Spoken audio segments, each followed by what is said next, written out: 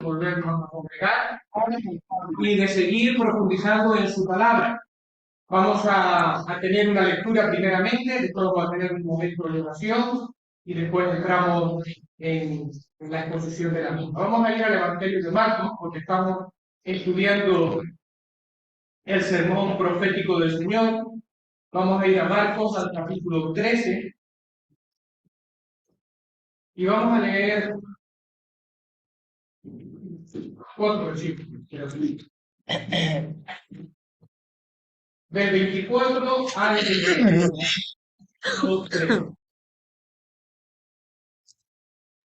Pero en aquellos días, después de aquella tribulación, el sol se oscurecerá y la luna no dará su resplandor, y las estrellas caerán del cielo, y las potencias que están en los cielos serán conmovidas. Entonces verán al Hijo del Hombre que vendrá en las nubes con gran poder y gloria, y entonces enviará a sus ángeles y juzgará a sus escogidos de los cuatro vientos, desde el extremo de la tierra hasta el extremo del cielo. Bueno, pues hasta aquí la lectura en la palabra del Señor. Vamos a tener un momento de oración. Señor, agradecido, Padre, por este día precioso, este día luminoso, Señor, que tú nos has dado. Un día, Señor, que queremos que sea iluminado, Señor, por tu presencia, que podamos, Señor, gozarnos verdaderamente de ti. Que tu palabra hable, que tu palabra transforme, Señor, nuestro corazón. Gracias, Señor, por todos los hermanos presentes y por aquellos que aún están de camino. Te pedimos también, Señor, que tú les guardes y que, pues, proveas, Señor, de todos los medios para poder estar juntos. Señor, por los hermanos que nos acompañan en el Zoom, algunos enfermos, imposibilitados, te pedimos también, Señor, que tú les cuides, Señor, y tú les restaures. Y que puedan, Señor, pues reunirse físicamente, Señor, con la iglesia como es tu voluntad. Pero gracias por este medio y la posibilidad de estar cerca aún en la distancia. Señor, bendice a tu pueblo aquí reunidos, bendice a tu pueblo, Señor, reunido en diferentes lugares aquí en Gran Canaria, pero también alrededor de todo el mundo. Gracias, Señor, porque tu presencia verdaderamente es con nosotros. En el nombre de Jesús te damos las gracias. Amén. Bueno, en su momento les dije que teníamos que hacer como una especie de pequeño alto en la exposición del sermón profético, porque habían dos hermanos concretamente que me habían dicho, mira, tienes que explicar antes de continuar lo que significa profecía de doble cumplimiento, y ya lo hicimos. Y después otro hermano me decía, mira, tendrás que matizar a qué te estás refiriendo cuando en el sermón profético se habla acerca de la segunda venida del Señor. Y ese es el punto en el cual nosotros vamos a detenernos en esta mañana. Vamos a hablar acerca de la segunda venida del Señor. Un tema realmente hermoso, un tema verdaderamente precioso. Vamos, dale un momento para empezar.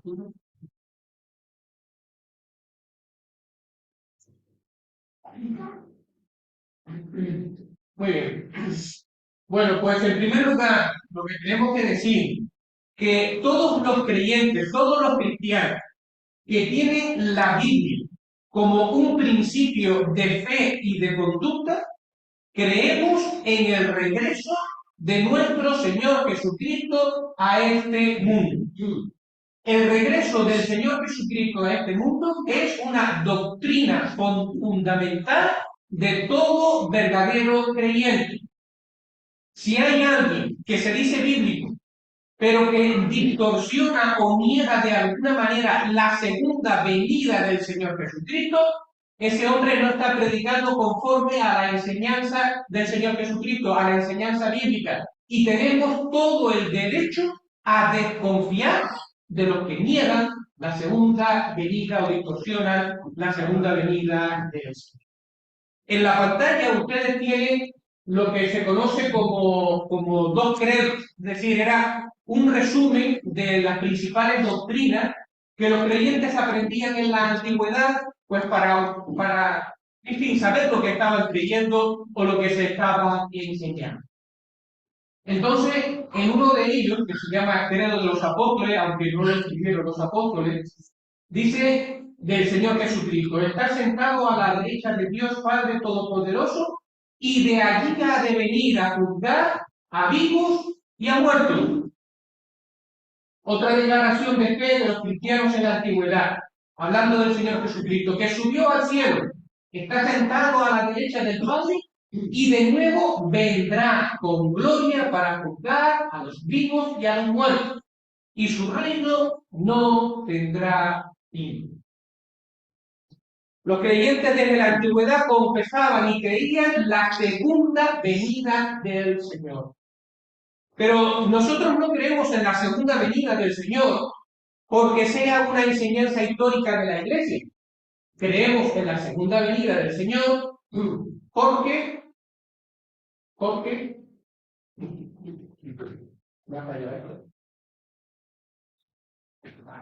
porque lo enseña la Biblia, porque es una doctrina claramente enseñada en la Escritura.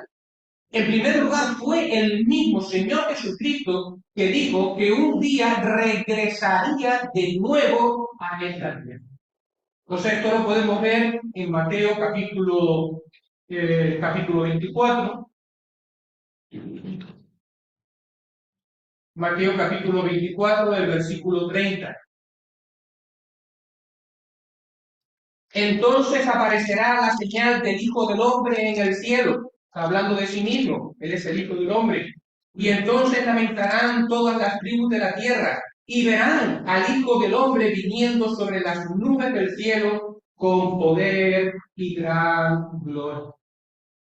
Los ángeles, cuando el Señor Jesucristo ascendió a los cielos, se lo repitieron a los apóstoles y les dijeron: de la misma manera que la habéis visto ir, así vendrá de nuevo. Eso está en Hechos capítulo 1 y versículo 11. Y un texto que me gustaría leer es Hebreos capítulo 9, versos 27 y 28. Hebreos capítulo 9, el verso 27 y 28.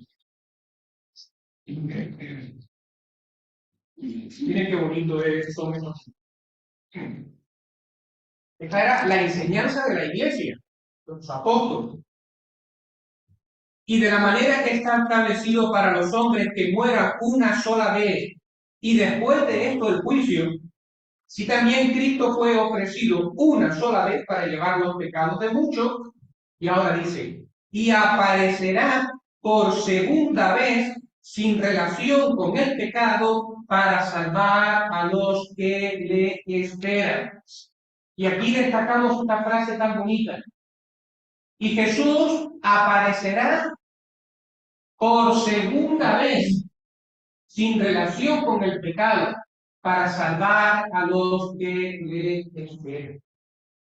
Y es así, el Señor Jesucristo vino una vez al mundo, una primera ocasión, y nació como un niño, y vino como el siervo del Señor, el siervo de Jehová, y vino con una tarea, remover el pecado, dar su vida como sacrificio por el pecado, para poner las bases de nuestra salvación, que nosotros podamos ser perdonados y recibidos a la familia de Dios y recibidos al cielo, como nosotros acabamos de cantar.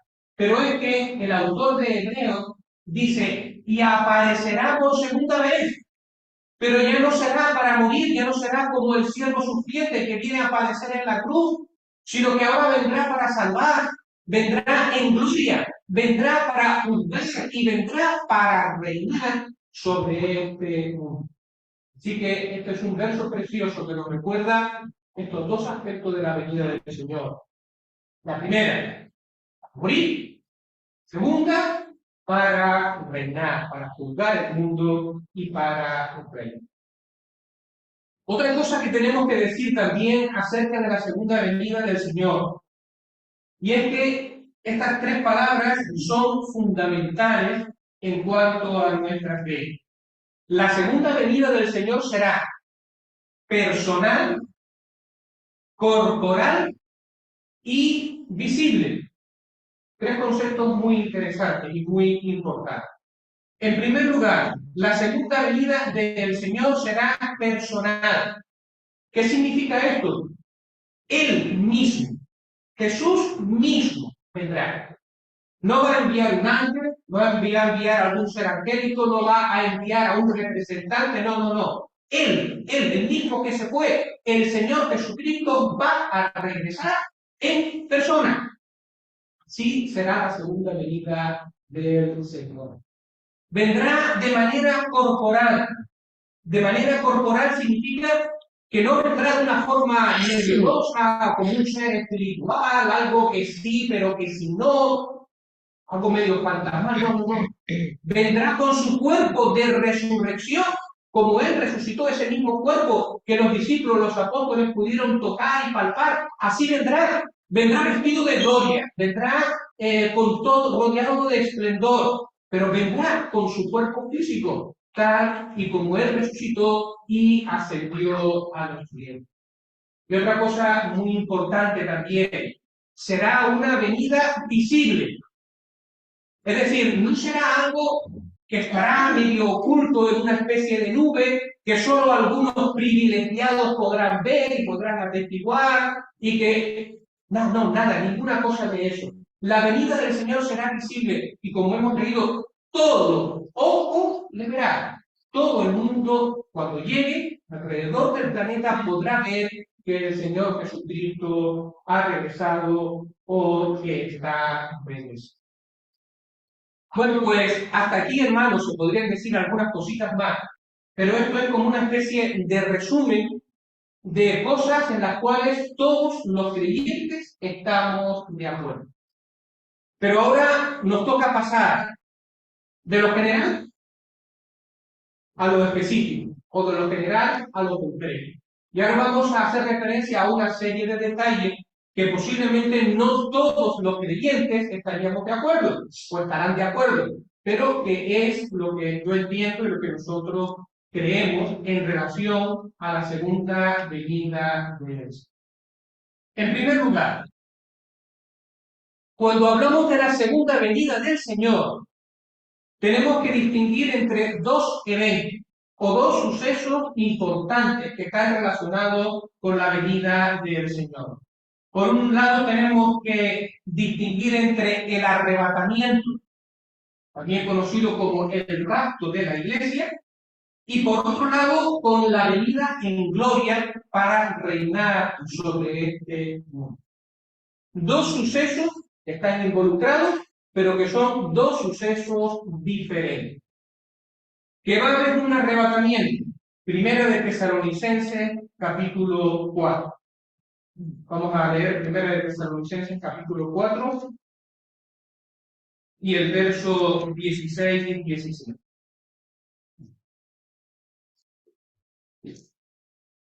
Porque el Señor mismo, con voz de mando, con voz de arcángel y con trompeta de Dios, descenderá del cielo.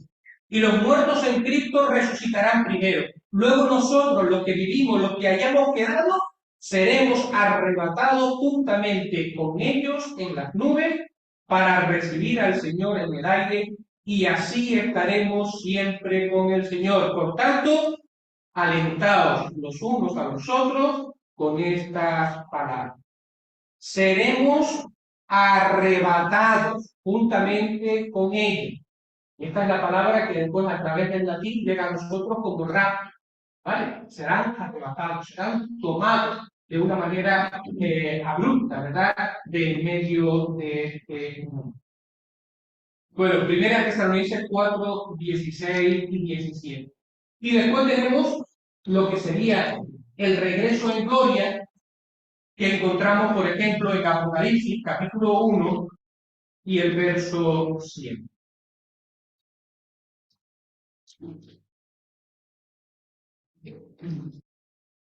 Apocalipsis, capítulo 1 y el versículo 100.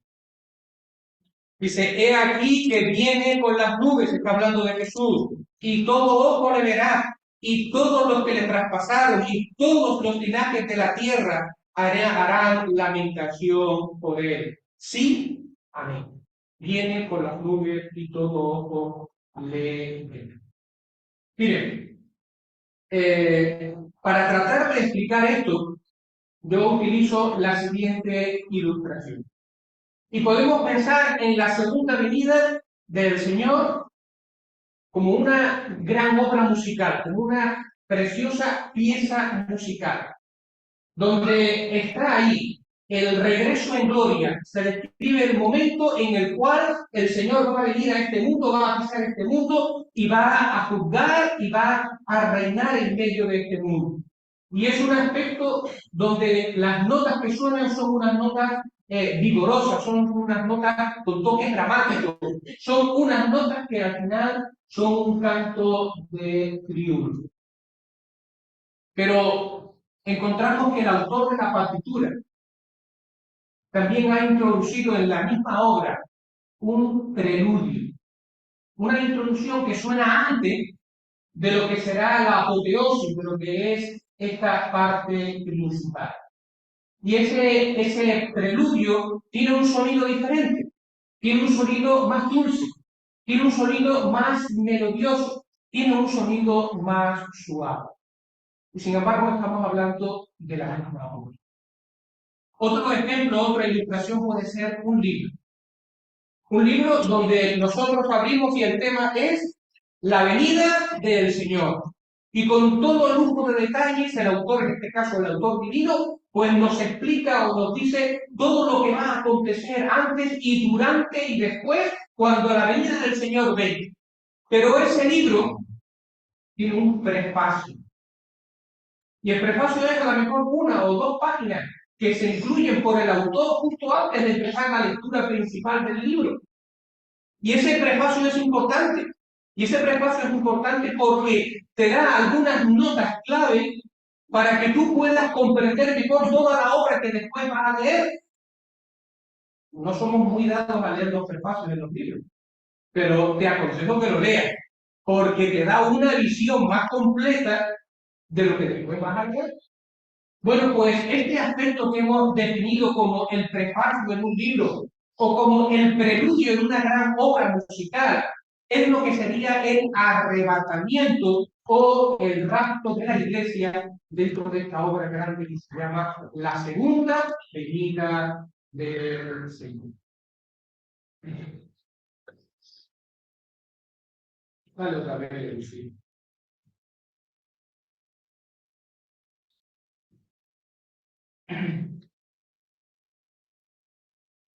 Miren, que son dos eventos distintos, dos eventos diferentes.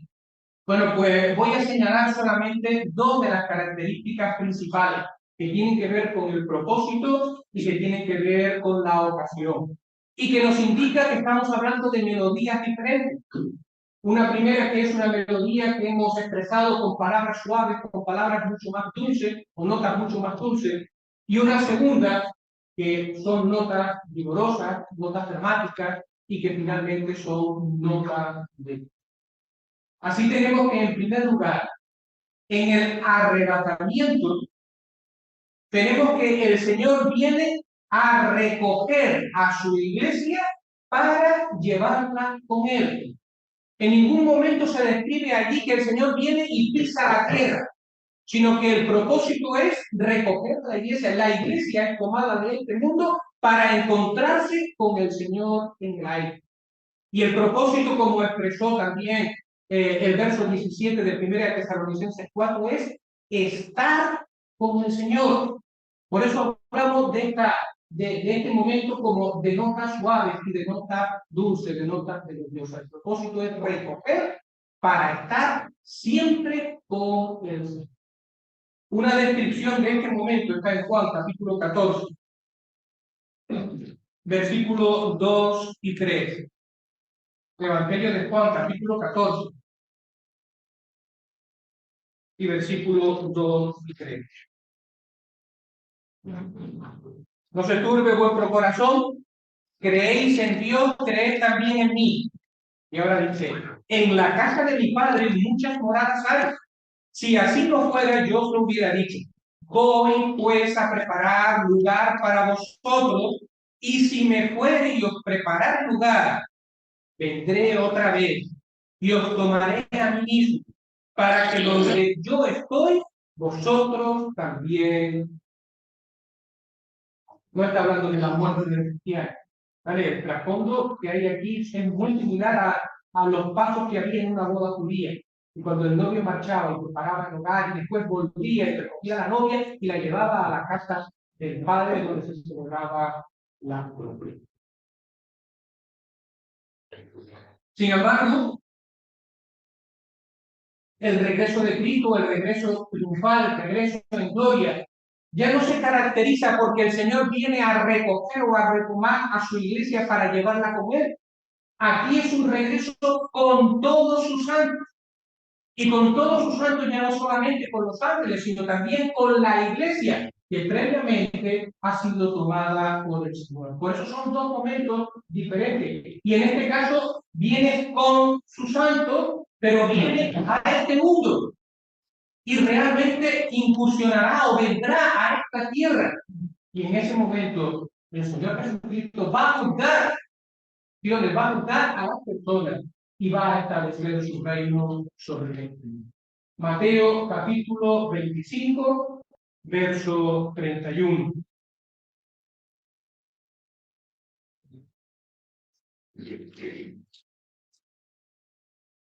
Cuando el Hijo del Hombre venga en su gloria y todos los santos ángeles con él, entonces se sentará en su trono de gloria y serán reunidas delante de él todas las naciones y apartará los unos de los otros como el pastor las ovejas de los cabritos. Otra diferencia más importante que nos muestran de que son dos eventos por naturaleza diferentes. El primero, el arrebatamiento. No tiene fecha. No hay día marcado. Conocimiento, ¿verdad? Ante de Dios y Él sabe todas las cosas. Pero no tiene fecha. El Señor puede venir en cualquier momento, porque no hay señales que digan ya está aquí, sino que simplemente dice el Señor viene. Esto que estamos diciendo se llama la inminencia del retorno de Cristo o la inminencia del arrebatamiento. En cualquier momento, no hay suceso o señales previas que digan esto ya está sucediendo o ya, o sea, ya está aquí, ya va a suceder el arrebatamiento. Miren, textos importantes en este sentido. Está, por ejemplo, Filipenses, capítulo 4 y versículo 5.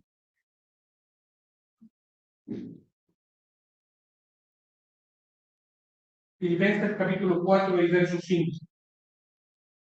Y recuerden que el contexto del versículo, lo veremos después en su momento, en otra ocasión, es la segunda venida del Señor, que está expresado en el capítulo 3, los versículos, por ejemplo, del 20 en adelante, 20 y 21. Y miren lo que dice aquí, en el 4:4.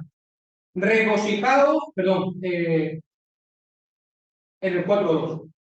No, 4:5. 4:5. Regocijaos en el Señor siempre. Otra vez os digo, regocijaos. Vuestra gentileza sea conocida de todos los hombres. Y ahora añade, el Señor está cerca.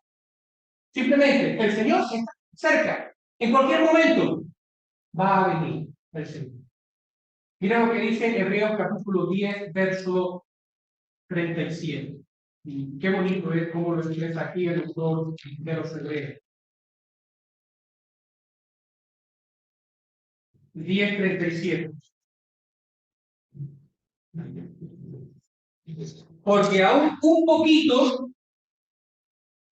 y el que ha de venir vendrá y no tardará. Así se habla de la arrebatamiento. Un poquito, en cualquier momento, hermano, un poquito. Y el que ha de venir vendrá, dice el Señor. Santiago capítulo 5 y versículo 8.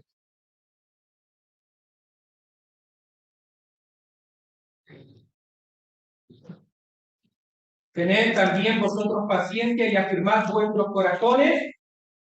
¿Por qué? Pues porque la venida del Señor se hace. La venida del Señor es inminente. En un momento posterior hablaremos acerca de las consecuencias que debe de tener en nuestra vida la inminencia del regreso del Señor Jesucristo. Pero pensemos en un momento. Si la venida del Señor es inminente y puede suceder en cualquier momento, tú y yo no podemos vivir de cualquier manera. Nuestra vida ha de ser una vida que esté alumbrada por el regreso del Señor Jesucristo, que esté marcada por el regreso del Señor Jesucristo. Él va a venir y eso condiciona mi vida, porque yo quiero que cuando Él venga me encuentre haciendo o viviendo como Él quiere. En mi trabajo, viviendo para el Señor, porque Él viene. En mis estudios, viviendo para el Señor, con la presencia del Señor, decir, el Señor viene y yo quiero hacer lo que a Él le agrada, las cosas bien. Con los vecinos, en mi familia. ¿Ustedes creen que la venida del Señor no afecta a la vida de la familia? ¿Cómo vive una familia cristiana que vive a la luz de la venida del Señor? ¿Acaso no están preocupados esos miembros de la familia los unos por los otros? Los padres por los hijos por los padres, el esposo por su esposa, la esposa por su esposo. Es que el Señor está cerca. Pero el Señor afecta a todas las áreas de mi vida. Hay una palabra preciosa que le escribió Pablo a Timoteo. Vamos a 2 de Timoteo, capítulo 4 y verso 7. 7 y 8. He peleado la buena batalla, he acabado la carrera, he guardado la fe. Por lo demás, me está guardada la corona de justicia, la cual me dará el Señor, pues justo en aquel día, y no solo a mí, sino a todos los que aman su venida. Hay corona, hay premio de parte del Señor para los creyentes que viven amando y esperando ese retorno inminente del Señor Jesucristo a esta tierra. Claro, vivir amando el retorno de Jesús o esperando el retorno de Jesús no es vivir mirando para las estrellas y vivir siempre mirando para el cielo. O vivir, pues lo único que hago es estudiar escatología, estudiar profecía y tal. No, eso no es vivir amando la venida del Señor. Vivir amando la venida del Señor es vivir haciendo la obra de Cristo, teniendo presente que Él viene y que quiero agradarle a Él y que quiero hacer las cosas a la luz de su pronta venida. Y que mi vida de familia, mi vida entre mis vecinos, mi vida en el trabajo, mi vida en la iglesia está iluminada por la realidad de la inminencia de la venida del Señor. Es que viene y es que viene pronto. Esos son los que aman su venida, no los que se pasan todo el día hablando de ella. Evidentemente, si la amamos, hablaremos de ella, ¿vale? Pero bueno, no los que se pasan mirando hacia el cielo y siempre, no sé, fantaseando con una serie de acontecimientos o cosas que suceden a nuestro. Bueno, pues, si hay algo que caracteriza el arrebatamiento es la inminencia del rapto, la inminencia de la venida del Señor, en cualquier momento, porque no hay señales que estén relacionadas con este momento. Sin embargo,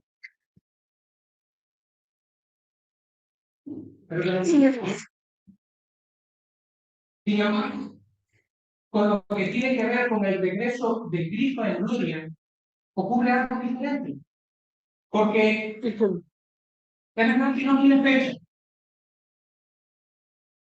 Solo lo sabe el Señor. Ese momento va a sorprender a muchos en este mundo. Pero sí que está rodeado de toda una serie de eventos y de señales que dicen claramente cuándo va a suceder. La inminencia no, pero el regreso en gloria sí. Sucederá en un momento muy concreto de la historia y muy específico de la historia. Sucederá al final de la tribulación. Mateo capítulo 24.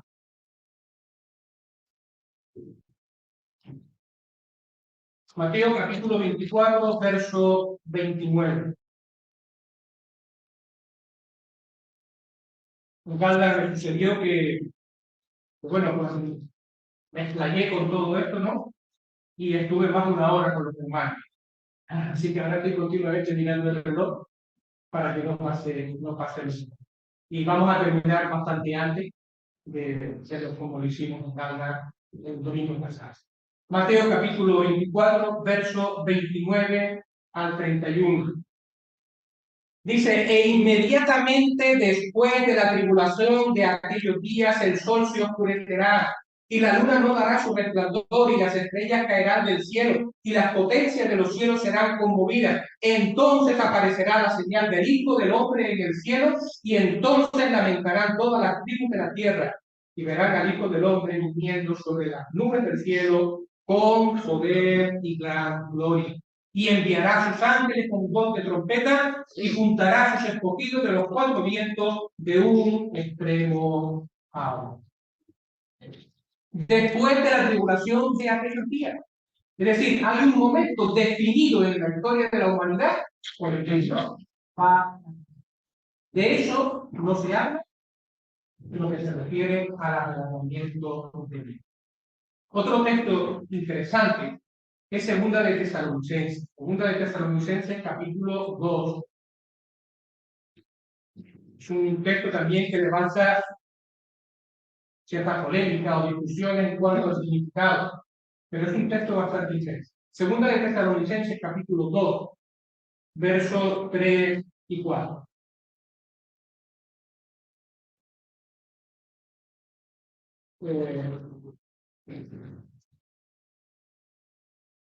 Versículo 2. 2. No os dejéis mover fácilmente de vuestro modo de pensar, ni os conturbéis ni por espíritu ni por carta, ni por palabra, ni por carta como si fuera nuestra, en el sentido de que el día del Señor ha llegado, ya lo estamos viviendo. Entonces dice, para que ustedes vean que el día del Señor no ha llegado, en palabras nuestras, el fin del mundo no ha llegado, los juicios de Dios todavía, finales no se han desatado en esta tierra, para que ustedes vean que todavía eso no ha sucedido. Y ahora dice, nadie os engañe en ninguna manera, porque no vendrá sin que antes ocurran dos cosas. Sin que antes venga la apostasía, título, es decir, es algo en concreto que será muy reconocible cuando suceda. Posiblemente la aparición de esa religión mundial que estará fomentada por el anticristo. Pero cuando venga la apostasía, y todos sabremos de qué se trata, todos sabrán de qué se trata, y se manifieste el hombre de pecado, cuando sucedan estas dos cosas, entonces, ¿sí? Entonces habremos llegado a los juicios de Dios, habremos llegado a lo que comúnmente se llama el final del mundo, y ahí en ese momento vendrá al final el Señor Jesucristo para juzgar y para reinar sobre él. Un detalle importante que no estaría bien que pasáramos por ahí. Si la venida del Señor en gloria para juzgar y para reinar sobre esta tierra ocurre en un periodo definido de la historia y está rodeado de una serie de eventos, de acontecimientos y de señales, esto significa necesariamente que hay una separación de tiempo entre el arrebatamiento, que se caracteriza por la inminencia, no hay señales que lo indiquen, y lo que será el final, lo que será el regreso de Cristo para. Entre un evento y otro hay un espacio de tiempo, donde ocurrirán estas señales que dicen, ahora viene Jesús.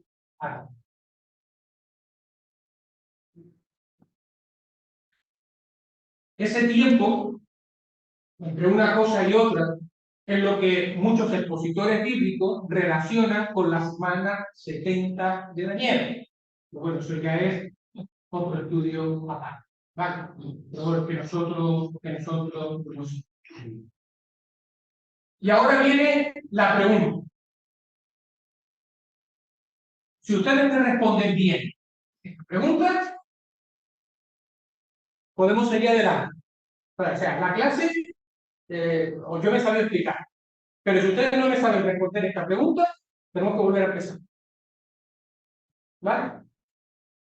Voy a beber agua de mi ex.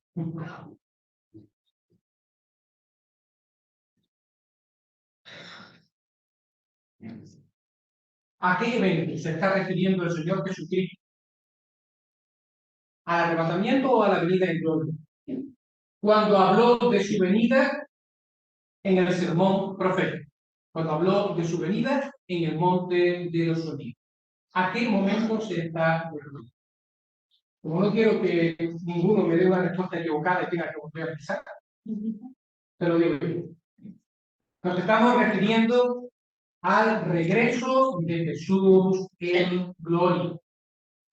Todo lo que tiene que ver con el sermón profético de Jesús en el Monte de los Olivos está enfocado a lo que es la venida del Señor a este mundo para juzgar y para reinar. En el sermón profético no se está hablando acerca del arrebatamiento. Bien, hay que tener presente estos detalles. Además de que, como hemos visto, la naturaleza de los dos eventos, el arrebatamiento y la venida en gloria, son diferentes, porque uno viene a recoger a la iglesia y estar con él, para estar con él, y en la otra viene con la iglesia para reinar sobre este mundo, entre otras cosas, entre otros énfasis que hay. Pues el arrebatamiento, en este momento, todavía era un misterio. Y con esto estamos diciendo, todavía no era una verdad que había sido revelada a la iglesia. Tendrá que ser un poquito más tarde, cuando el apóstol Pablo comience su ministerio, cuando el apóstol Pablo empiece a enseñar todo lo que Dios también le ha revelado, el mismo Señor Jesucristo le ha revelado. Y entre ellos, una serie de cosas que tienen que ver con la iglesia y con la naturaleza de la iglesia, que se las conocemos porque Dios se las reveló al apóstol Pablo. Y dentro de estas revelaciones también estará el tema del arrebatamiento de la iglesia. Hasta ese momento estaba escondido, ¿vale? Era un misterio. ¿Nos lo inventamos? No. ¿Qué dice 1 Corintios capítulo 15? Vamos a ver 1 Corintios capítulo 15.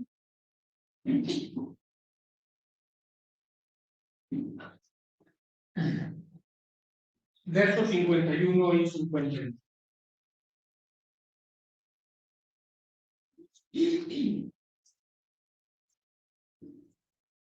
He aquí os digo un misterio. Es decir, algo que estaba escondido, que hasta ahora no se había revelado. No lo vas a encontrar en el Antiguo Testamento. ¿No? Esto me lo ha dicho el Señor. He aquí un misterio. No todos dormiremos, pero todos seremos transformados. En un momento y un abrir de ojos, en un momento, en un abrir y cerrar de ojos, a la final trompeta, porque se tocará la trompeta y los muertos serán resucitados incorruptibles y nosotros seremos transformados. Es una referencia al arrebatamiento, según está expresado en 1 Tesalonicenses, capítulo 4. Y se habla de un misterio, ¿no? También en el 4:15, también el Pablo empieza con estas palabras. Os digo esto en palabras del Señor. Significa dando a entender de que es algo nuevo, es algo que no había sido revelado anteriormente. Y en segundo lugar, tengamos en cuenta de que el lenguaje y la luz que se proyecta sobre el sermón del Monte de los Olivos o el sermón profético es la luz y el lenguaje del Antiguo Testamento. El Señor Jesucristo está continuando explicando o aplicando todas aquellas citas que ya estaban en el Antiguo Testamento y que hablaban de la venida del Mesías y de la venida del Mesías para juzgar y para reinar. Y está en esa línea, en esa luz, está desarrollando ese tema con relación al pueblo de Dios. Por lo tanto, en esta porción que nosotros estamos estudiando ahora, en el desarrollo del Evangelio de Marcos, que tiene que ver con el sermón profético, pues no estamos hablando del arrebatamiento de la iglesia. Estamos hablando de la segunda venida del Señor. Gloria para juzgar y para reinar sobre este. Otra cosa importante. Y ya veo que el tiempo ya nos está diciendo que me quedan no más de 10 minutos.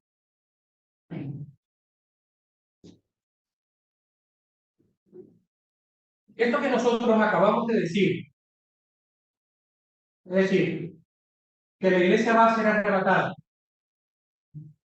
que habrá un espacio de tiempo donde el Señor va a manifestar su juicio sobre este mundo, sobre esta tierra, y en ese tiempo se va a hacer evidente la apostasía, se va a hacer evidente también el anticristo, y que todo ese tiempo de sufrimiento va a ser interrumpido, puesto final, por la venida del Señor en gloria. Esta manera de expresar nuestra fe y nuestra esperanza se llama arrebatamiento pretribulacional. ¿Vale? Porque habrá otros hermanos que lo planteen de otra manera. Pero esto se conoce como arrebatamiento pretribulacional. La iglesia no estará aquí cuando los juicios de Dios escritos en Apocalipsis 6 en adelante se desaten sobre este mundo. Estaremos con el Señor. Y al final regresaremos con el Señor cuando Él venga para juzgar y para reinar en este mundo. ¿Saben? Algunos hablan de que esto es escapismo. O sea, como que los que creemos en el rapto pretribulacional amamos menos al Señor porque no queremos estar aquí cuando las cosas se pongan mal. Pero eso realmente es un juicio muy atrevido. ¿Vale? Tú la amas menos porque enseñas esto, yo lo amo más porque enseño esto. Tenemos que aprender a diferenciar el concepto de tribulación cuando se usa en un sentido técnico, refiriéndose a la segunda venida, a lo que sucederá al final de los tiempos, y la tribulación como se usa a lo largo del Nuevo Testamento para hablar que todos los cristianos, crean o no crean en esto, lo vamos a pasar mal en este mundo. Y si yo, porque creo en el arrebatamiento pretribulacional, pienso que no voy a sufrir por causa de Cristo en este mundo, me equivoco. Y estoy utilizando mal esto. Todos vamos a sufrir, y el Señor nos ha dicho de que en cada generación, en cada momento, habrá tiempos verdaderamente difíciles. Ahora no nos ha tocado a nosotros, pero les ha tocado a nuestros hermanos en África y les ha tocado en Asia. Y todos todavía estamos conmocionados por las matanzas que se hicieron mientras el Estado Islámico tuvo poder, por ejemplo. Entonces, el sufrimiento, la tribulación por causa de Cristo, siempre, el creyente siempre tiene que estar preparado porque puede suceder en cualquier momento. Que nosotros creamos que el Señor Jesucristo va a venir antes para arrebatar a la iglesia no es una inferencia más o menos bien razonada y una conclusión pues más o menos lógica. No, si creemos esto es porque hay diferentes versículos, diferentes textos que nos indican que posiblemente las cosas sean así. Y con esto pues vamos a terminar la exposición de... En primer lugar, Apocalipsis capítulo 3.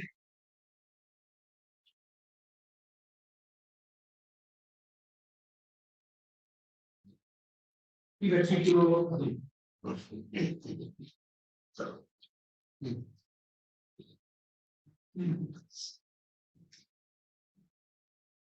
Por cuanto has guardado la palabra de mi paciencia, yo también te guardaré de la hora de la prueba que ha de venir sobre el mundo entero, para probar a los que moran sobre la tierra.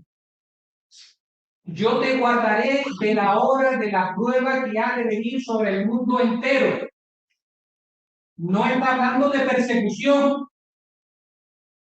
de algunas de las grandes persecuciones que fomentaron los emperadores romanos en la antigüedad y que en algunos casos fue literalmente sobre todo el territorio que tenía el imperio romano. ¿Por qué?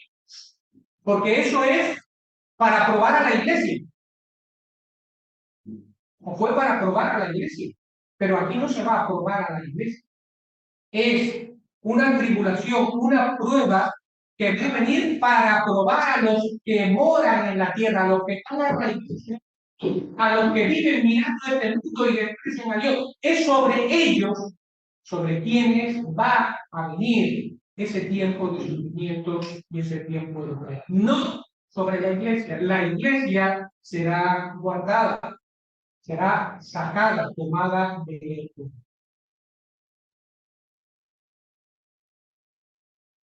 La gran tribulación, o todo ese tiempo de sufrimiento, va a provocar miles de mártires. Por lo tanto, si aquí dice que Dios va a guardar la iglesia, no tiene sentido que después miles de mártires mueran, porque la iglesia no está aquí. Pero los creyentes que sí que se conviertan y que tengan que pasar por ese periodo, sí van a morir por la causa de Cristo. Va a haber miles de mártires. Pero la iglesia se va a guardar. La iglesia ha sido previamente. Otro texto interesante. Primera de Tesalonicenses, capítulo 1 y versículo 10.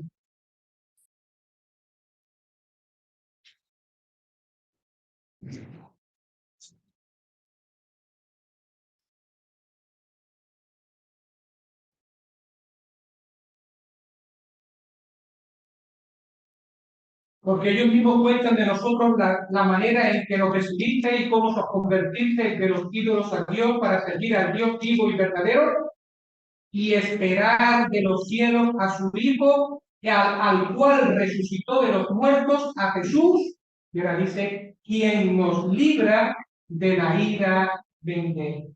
Quien nos libra de la ira venidera. Desde que somos salvos ya hemos sido libertados del juicio de Dios y de la condenación eterna. Pero es que el contexto aquí es escatológico, el contexto aquí es de la segunda venida. Cuando se habla de ser librados de la ira venidera, está hablando de lo que va a suceder en este mundo. Decir que esto significa que hemos sido salvados del juicio del pecado y que no vamos a ir al infierno, sería una redundancia, porque eso ya se da por evidente. Pero el contexto se refiere a la segunda venida de Dios. Primera de Tesalonicenses, capítulo 5 y verso 9.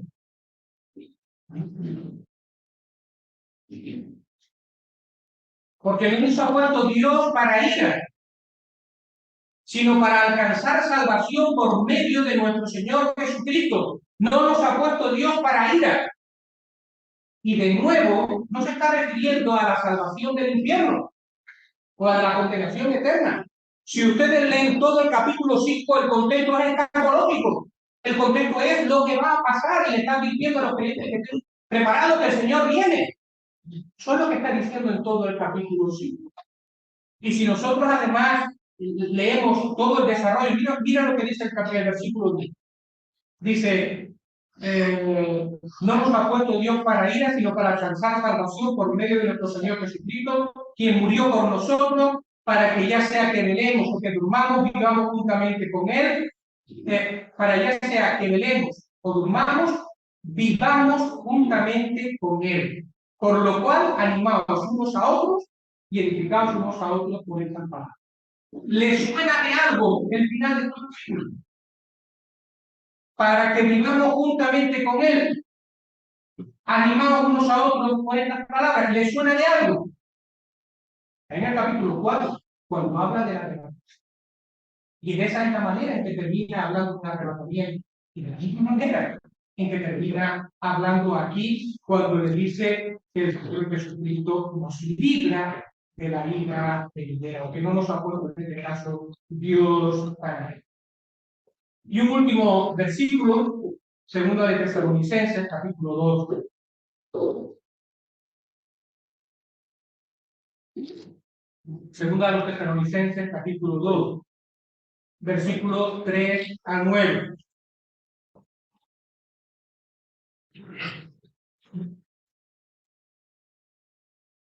Nadie os engañe en ninguna manera, porque no vendrá el fin del mundo, en palabra popular, no vendrá el fin del mundo sin que antes venga la apostasía y se manifieste el hombre de pecado, el hijo de perdición, el cual se opone y se levanta contra todo lo que se llama Dios o es objeto de culto, tanto que se sienta en el templo de Dios como Dios, haciéndose pasar por Dios. ¿No os acordáis que cuando yo estaba todavía con vosotros os decía esto? Y ahora vosotros sabéis lo que pienso, a fin de que a su debido tiempo se manifieste, porque ya está en acción el misterio de la iniquidad, solo que hay quien al presente lo detiene hasta que él a su vez se ha quitado del medio. Se ha quitado del medio, entonces se manifestará aquel hijo a quien el Señor matará con el espíritu de su boca y destruirá con el resplandor de su poder.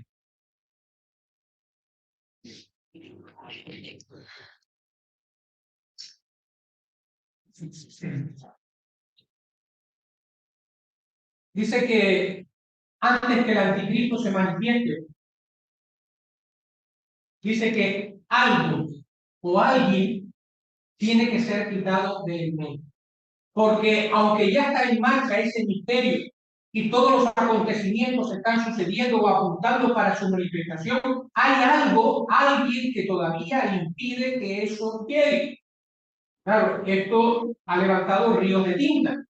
¿Vale? Hay quienes piensan que es el gobierno humano, hay quienes piensan que es el principio de autoridad en este mundo, hay quienes piensan en un ser angélico que está parando esta manifestación de la maldad, pero yo creo, hermanos, que se refiere a la obra del Espíritu Santo a través de la Iglesia.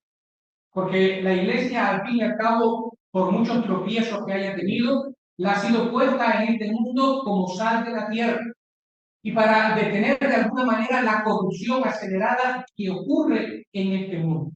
Pero cuando la Iglesia sea arrebatada y el Espíritu Santo como consecuencia deje de hacer su obra en este mundo por medio de la Iglesia, el Espíritu Santo no se va a ir, va a seguir obrando y actuando como lo estaba haciendo en el Antiguo Testamento.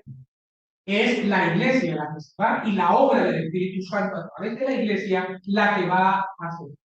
Entonces, por decirlo de alguna manera, el Espíritu Santo se echará a un lado y entonces sí, el hombre de pecado, el anticristo, encontrará el camino abierto para finalmente manifestar. Bueno, pues era simplemente estos versículos para que veamos de que estemos o no estemos de acuerdo. El hecho de que el arrebatamiento sea pretribulacional o necesitamos un arrebatamiento pretribulacional no es por un razonamiento, sino que tiene una lógica bíblica y que también a través de la Biblia, a través de diferentes versículos, diferentes temas, ¿verdad? Pues se puede entender, se puede llegar a esta conclusión.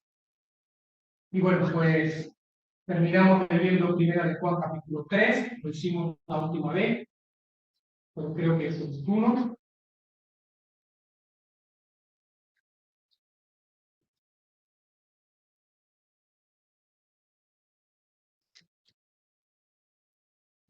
Versículo 2 y 3. Amados, ahora somos hijos de Dios y aún no se ha manifestado lo que hemos de ser, pero sabemos que cuando Él se manifieste, seremos semejantes a Él, porque le veremos tal como Él es. Otro texto que nos invita a vivir a la luz de la inteligencia de que el Señor viene pronto. Y dice, todo aquel que tiene esta esperanza en Él, se purifica a sí mismo como así Él es puro. Entonces, ¿qué produce en nosotros el estudiar la segunda venida del Señor? ¿En un aspecto o en otro? ¿Qué produce? Material para pegarnos de tortas con otros creyentes que piensan diferente a nosotros. Entonces, listo, tú piensas, pues yo pienso no. Discusiones y divisiones en las iglesias. No. Lo que produce es santidad. Lo que produce es santidad. Es decir, una vida consecuente, porque el Señor, y eso, hermanos, es quizás uno de los énfasis que me gustaría dejar con nosotros en esta noche. Sobre este tema volveremos a hablar, no sé si será el jueves o será el otro domingo, pero hablaremos de las consecuencias de la inminencia de la venida del Señor Jesús, de cómo afecta a nuestro modo de vida. Porque el Señor bendiga. Amén.